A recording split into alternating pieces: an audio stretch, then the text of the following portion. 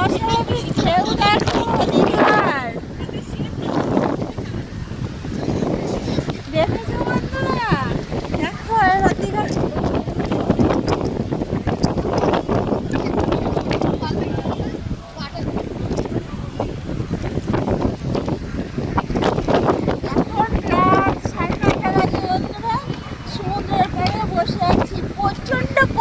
প্রচন্ড হাওয়া, আর কি ভালো লাগছে তোমাদের বলে বোঝাতে পারবো না।